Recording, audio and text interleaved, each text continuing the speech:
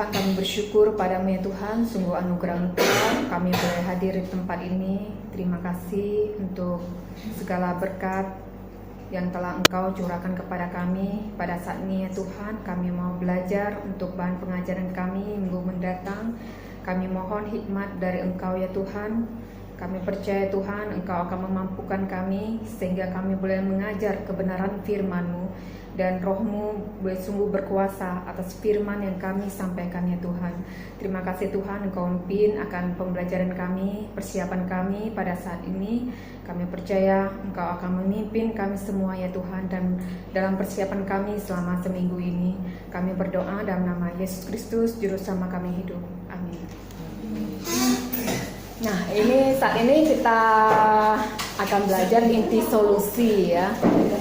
Di dalam menjalani kehidupan ini kita selalu mencari solusi ya, tidak terlepas dari mencari solusi. Misalnya kalau kita sedang sakit kepala nih, sakit kepala apa yang kita lakukan? Minum obat, tidur.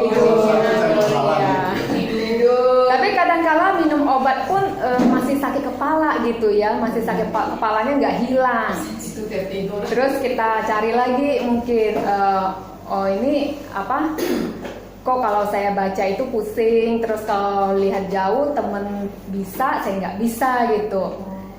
Setelah dicek ternyata kacamatanya nggak sesuai, nggak sesuai dengan ini. Jadi meskipun makan obat kita nggak sembuh gitu. Jadi ada permasalahan, kita mencari inti masalahnya apa? Oh, mata kita, iya. Dan akhirnya pusingnya atau sakit kepalanya bisa hilang. Nah, dalam kerohanian kita pun begitu ya.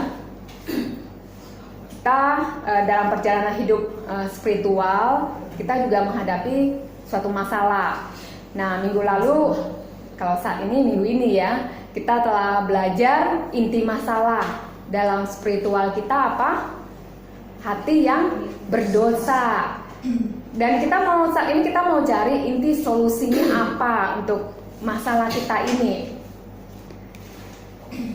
Adapun poin utama dan tujuan ini bisa untuk lause-lause aja, mungkin kalau murid ya bisa di skip ya. Poin utamanya, Alkitab membuatku sepenuhnya menyenangkan Allah, bahkan dalam keluargaku. Tujuan melihat bahwa tujuan Alkitab adalah membuat mereka manusia utuh, melakukan studi topikal Alkitab, memahami ajaran Alkitab tentang relasi antara anak dan orang tua. Nah, sebelum mengupas inti solusi, saya ingin mengajak kita menebak ayat Alkitab. Jadi saya akan memberikan clue-nya berupa gambar. Nanti lause yang yang tahu dan bisa menebak ayat Alkitabnya dari kitab apa, pasal berapa, ayat berapa, dan bunyinya apa gitu ya. Perhatikan baik-baik ya gambarnya. Ini ada 3 gambar. Untuk gambar pertama, kalau lause gambar pertama udah bisa jawab, nah silahkan ya. Lause. Iya, saya nggak siap. Mungkin kalau untuk murid-murid kita kasih hadiah ya, belum siapkan hadiahnya. Yang pertama, gambar pertama. Firman-Mu adalah kita kasih. Di mana? Wah, lalu Linda Fernando hebat. Oh iya, ya. Iya, ini kaki pelita Alkitab ya. Firman-Mu itu pelita bagi kakiku dan terang bagi jalanku. Dasar itu berdua sudah jawab dasar. Dia sudah bisa. Iya. Dalam berjalan pasti kita ada tujuan gitu ya. Kita dari lantai 1 tadi ke sini, dalam langkah ke atas pasti ada tujuannya di kelas ini ya. Kita mau KP. Nah, di dalam kehidupan kita, spiritual kita juga memiliki tujuan ya. Tujuan kita adalah segambar dan serupa dengan Kristus, dan tujuan kita adalah serupa dengan Yesus ya, atau Kristus.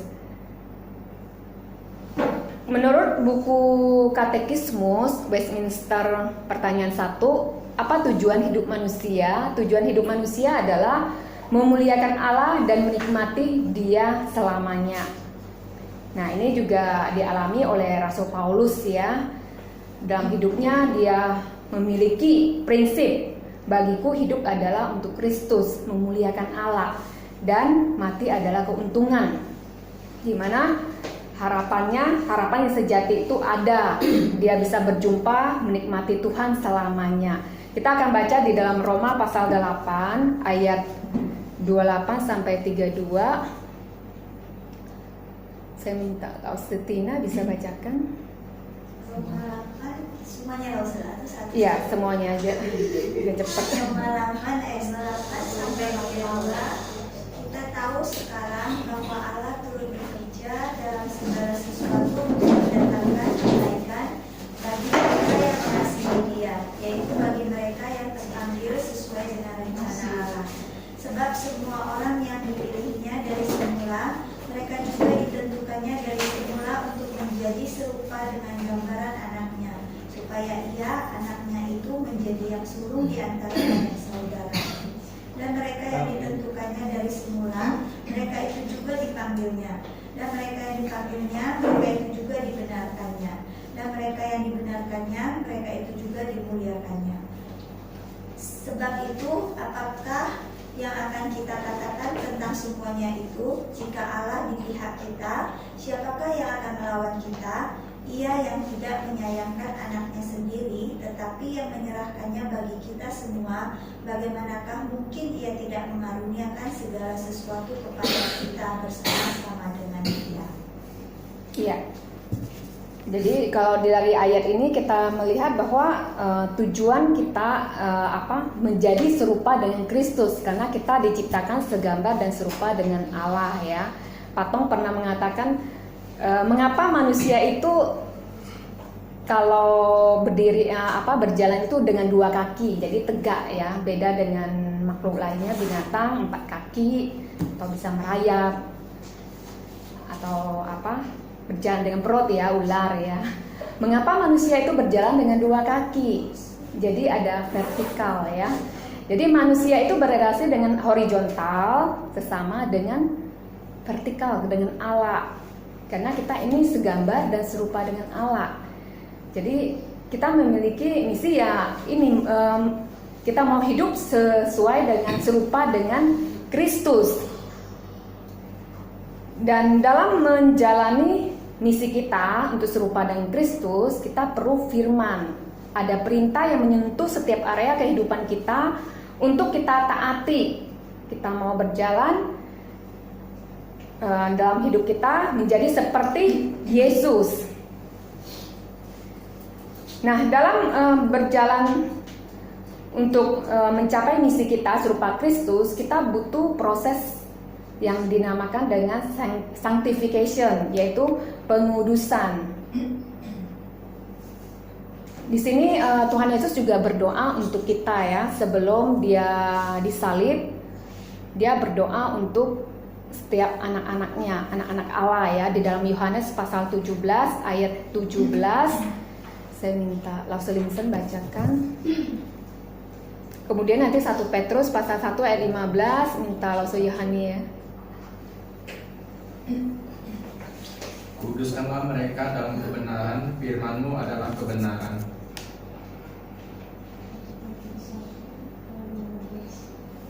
Pasal 1 ayat 15, tetapi hendaklah kamu menjadi kudus di dalam seluruh hidupmu, sama seperti Dia yang kudus, yang telah memanggil kamu. Iya. Tuhan Yesus berdoa, kuduskanlah mereka dalam kebenaran. Kebenaran yaitu firman-Nya ya, karena firman-Mu adalah kebenaran. Dan juga Rasul Petrus pernah menasihatkan supaya kita hidup kudus dalam seluruh hidup kita, karena Allah itu kudus. Jadi kita serupa dengan Kristus, kita perlu menguduskan hidup kita. Kekudusan adalah transformasi batin yang dimanifestasikan melalui cara hidup kita.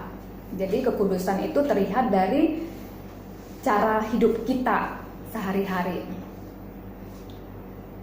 Nah, wujud dari pengudusan itu adalah pekerjaan baik. Kita lihat dalam 2 Timotius pasal 3 ayat 16 sampai 17. Minta Lause Santoso bacakan.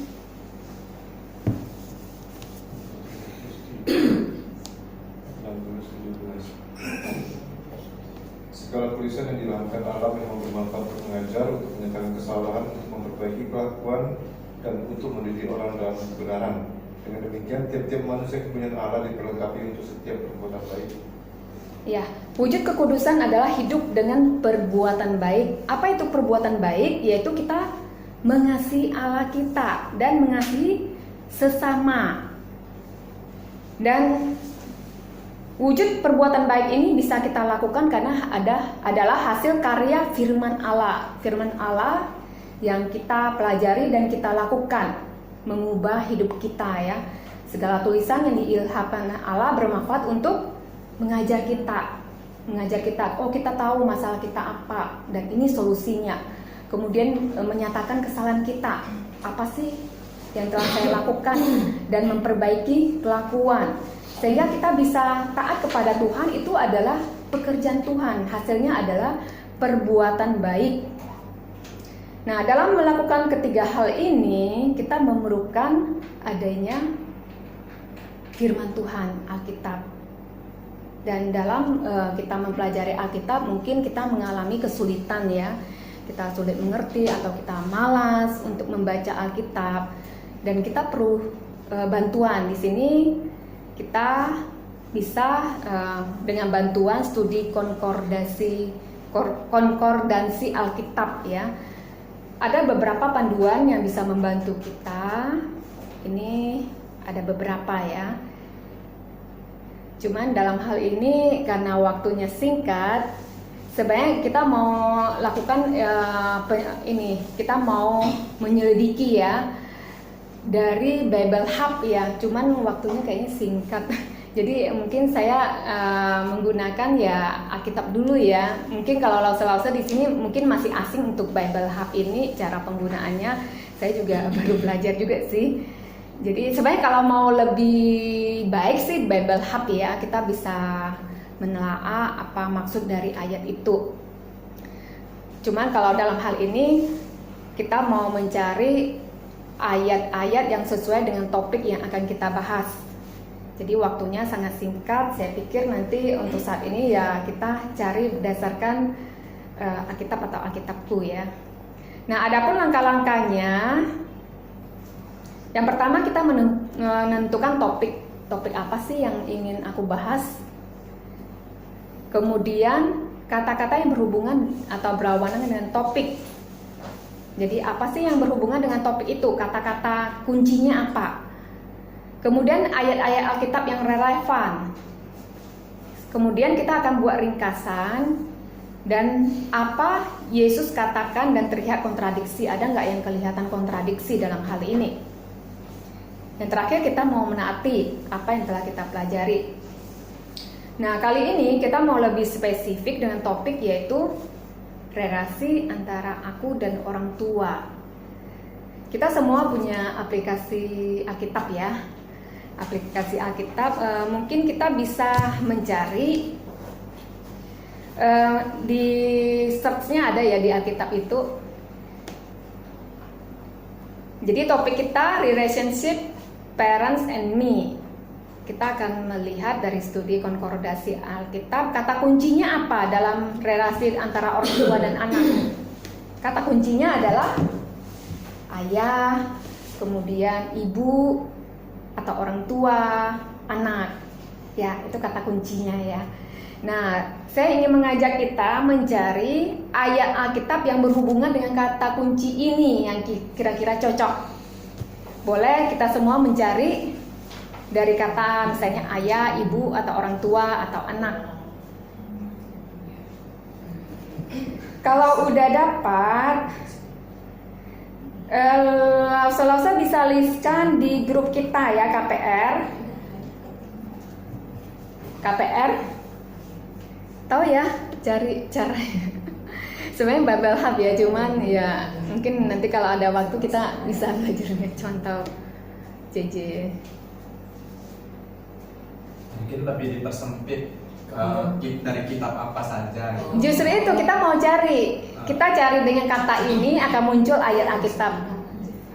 Bisa kan? Ada Dari bisa Kejadian, kemudian. Oh ya, saya persempit di Maksudnya. PB aja, PB.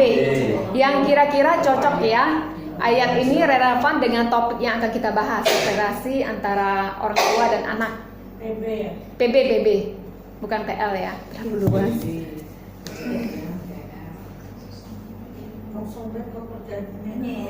Bisa ya dari kata mungkin bisa langsung di itu bisa di share ke grup ya. Efesus 6:2. Atau suruh beberapa orang baca aja yang berhubungan dengan ayat. Kalau baca panjang ya, maksudnya ayat-ayatnya bisa diriliskan di grup KPR. Banyak tuh. Satu lah. Nah, yang kira-kira mungkin bisa langsung bisa lihat kira-kira yang cocok untuk relasi. Yang cocok Efesus 6:2. Matius. Relasi antara orang tua dan anak. Iya. Ini Matius ini. Bukan Efesus 6:2. Orang tua dan anak ya, ada orang tua dan anak. Dia wilayah itu jadi ayat. Oh gitu ya. Kayaknya kalau di aplikasi Alkitabku lebih ini, kalau dia ayah ya ayah gitu, bukan wilayah. Kalau Alkitab dia muncul semua bisa wilayah. Efesus 6:2. Hah? Iya. Kalau sudah dapat bisa masuk ke grup. Ayat-ayat apa aja. Bisa menambahkan ya lause-lause kalau ada yang sudah terdaftar. Matius 5 ayat 4. 15 Relasi antara orang tua dan anak ya. Ada hubungan antara dua-duanya ya masuk ya. Ada orang tua, ada anak.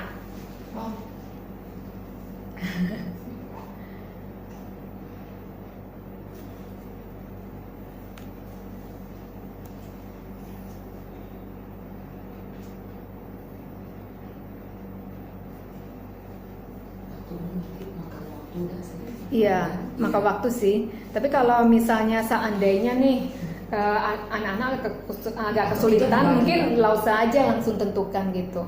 Kalau misalnya itu ya tergantung lah. Cuman mereka tahu gimana cara carinya gitu. Sebenarnya ini untuk memunculkan minat mereka, muncul penasaran ya. Misalnya mereka mencari topik sombong gitu. Nah mereka bisa cari sombong apa sih yang dibahas oleh Alkitab mengenai kesombongan gitu. Nah bisa mereka cari. Oke, sudah ada?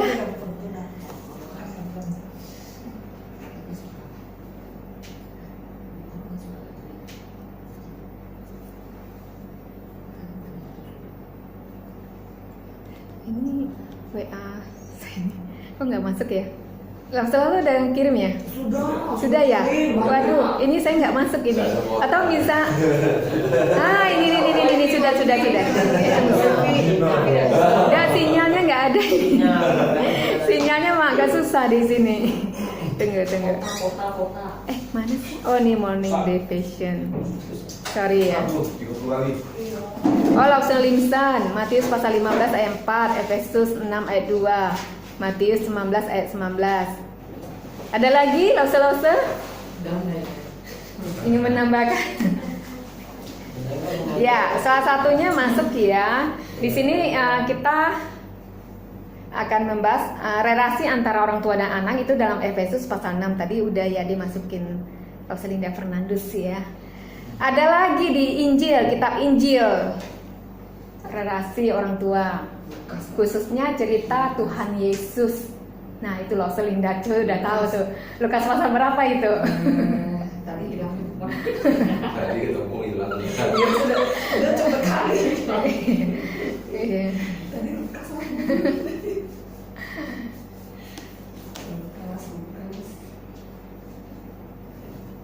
Kisah Tuhan Yesus dan orang tuanya di Lukas berapa?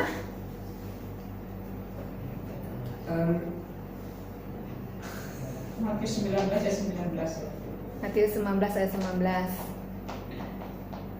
Selinda Bukan.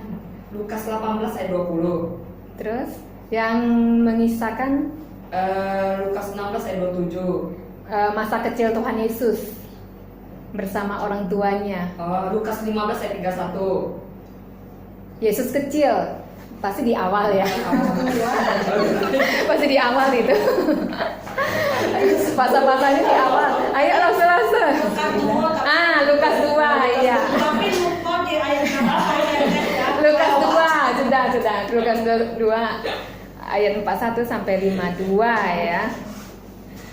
Nah, kita sudah mencari ayat Alkitab yang relevan. Sekarang kita akan buat ringkasan dari kitab Efesus pasal 6 ayat 1 sampai 4. Kita akan membacakan, minta Auselinda Jo ya bacakan. Siap. Efesus pasal 6.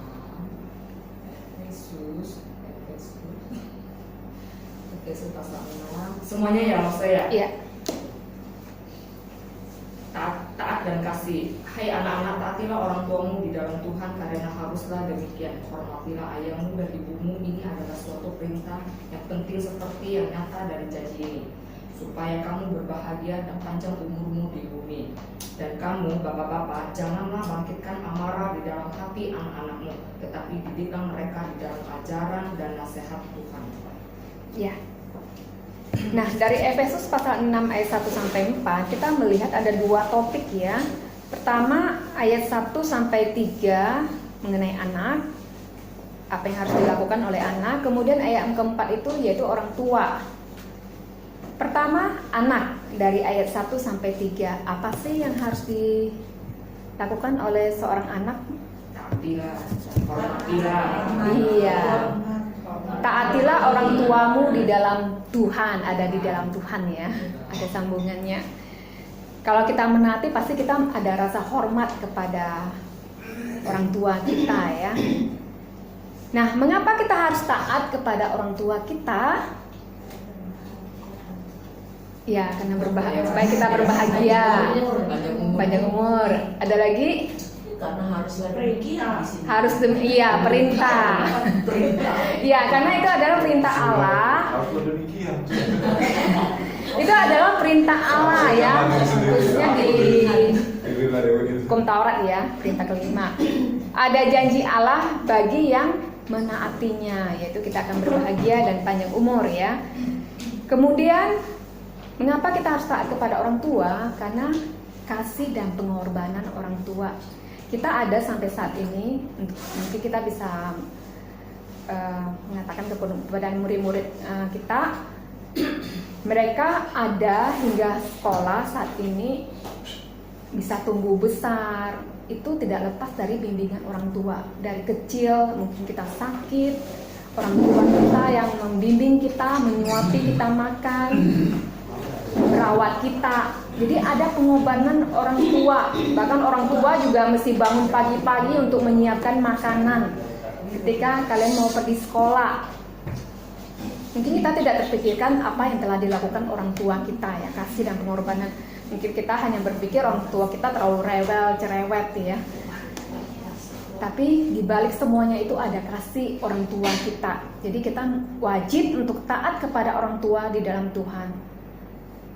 Taat adalah melakukan apa yang diperintahkan meskipun harus mengesampingkan aktivitas, minat, dan agenda sendiri. Mungkin orang tua kita meminta pertolongan kita saat kita sedang asik bermain game. Nah, kita mengesampingkan aktivitas, hobi kita mau taat kepada orang tua kita. Kemudian di ayat keempat, ini mengenai orang tua ya, ditujukan kepada orang tua. Janganlah bangkitkan amarah, tetapi didiklah mereka dalam ajaran dan nasihat Tuhan. Nah, makanya akan kita bahas ini ya. Tetapi bagaimana jika orang tua tidak sempurna, tidak seperti yang Allah inginkan? Oh, papa saya itu suka marah-marah. Nah, apa yang harus kita lakukan? Karena manusia memang tidak sempurna ya.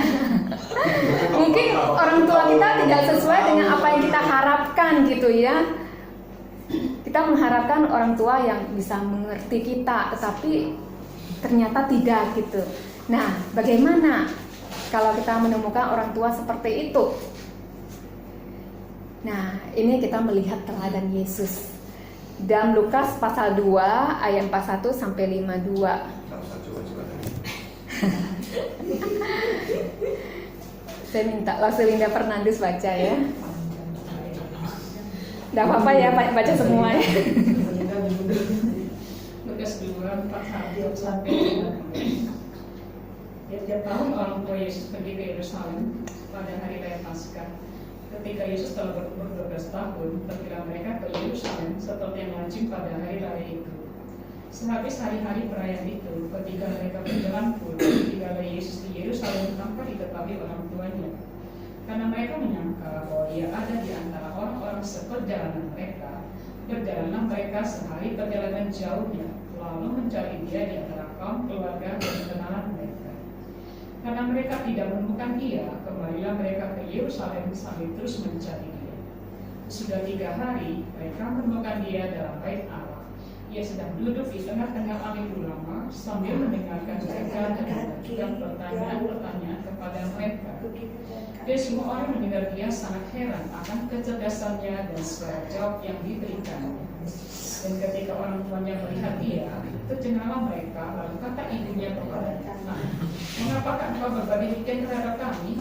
Bapamu dan aku dengan cemas mencari engkau." Jawabnya kepada mereka, "Mengapa kamu mencari aku? Tidakkah kamu tahu bahwa aku harus berada di dalam rumah Bapakku?" Tetapi mereka tidak mengerti apa yang dikatakannya kepada mereka. Lalu ia pulang bersama-sama mereka ke Nazaret, dan ia tetap hidup dalam asuhan mereka. Dan ibunya menyimpan semua perkara itu di dalam hatinya. Dan Yesus makin bertambah besar dan bertambah hikmatnya dan besarnya, dan makin dikasihi oleh Allah dan manusia. Ya.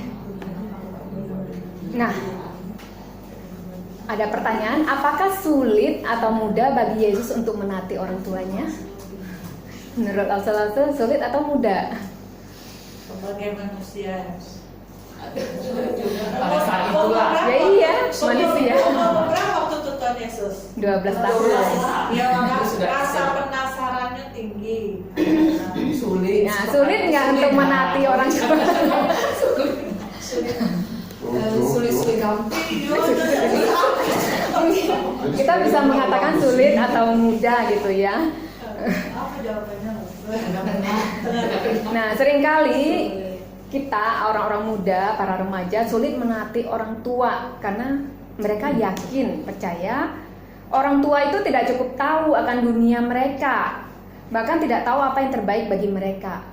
Apalagi generasinya udah berbeda ya. Kalau rentang usia antara orang tua dengan anak sangat jauh, nah itu perbedaannya pasti lebih tampak sekali.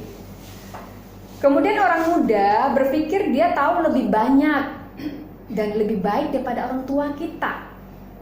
Nah itu masalahnya, makanya kita sulit menaati orang tua. Dunianya udah berbeda, pemikiran udah berbeda. Nah bagaimana dengan Tuhan Yesus? Ketika Yesus bertumbuh, dia tahu lebih banyak daripada papa mamanya. Dia tahu lebih baik daripada papa mamanya. Namun apa yang dia lakukan kepada orang tuanya? Untuk menjawab hal itu kita akan melihat latar belakang keluarga Yusuf dan Maria, kemudian Yesus ya. Yusuf dan Maria kita tahu bahwa keluarga ini bukan keluarga yang pintar. Papanya hanya tukang kayu ya. Dia tidak memiliki kedudukan yang tinggi, tidak memiliki jabatan. Kemudian dia ini keluarga yang takut akan Allah. Dan orang yang berdosa termasuk kita ya. Sedangkan Tuhan Yesus itu pintar, penuh hikmat. Dia adalah anak Allah dan dia tidak berdosa. Kita melihat jurang antara pribadi Yusuf Maria dengan Yesus sangat jauh sekali dibanding kita dengan orang tua kita. Nah, kita melihat apa yang Yesus lakukan. Yesus umur 12 tahun di bait Allah. Tadi kita sudah membaca ayatnya, mereka sekeluarga pergi ke bait suci. Dan setelah 3 hari Tuhan Yesus menghilang ya. Papa mamanya mencari Yesus. Dan mereka tercengang, mereka kaget. Ternyata Yesus sedang di bait Allah.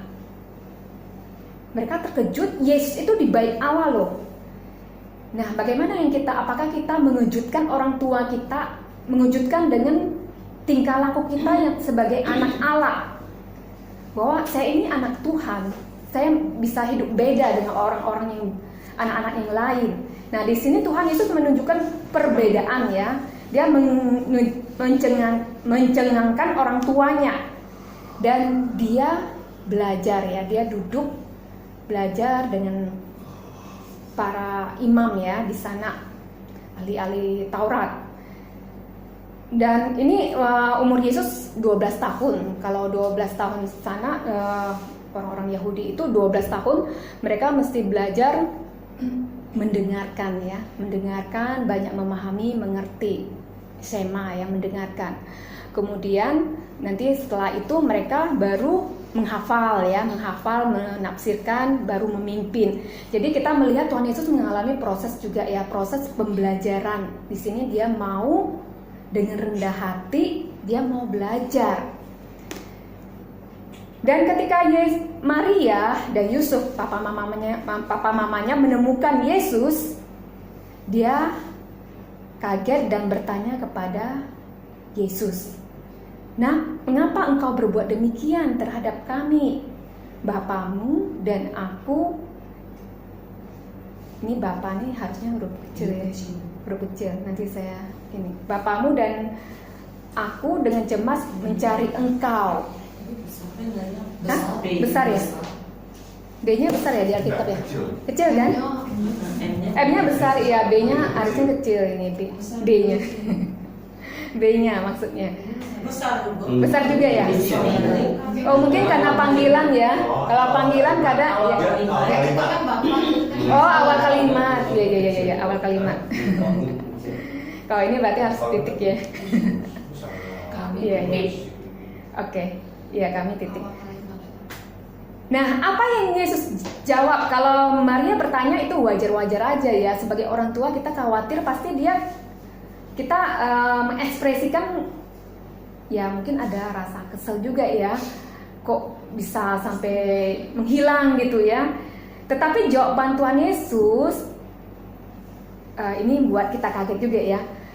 "Mengapa kamu mencari aku? Tidakkah kamu tahu bahwa aku harus berada di dalam rumah Bapakku?"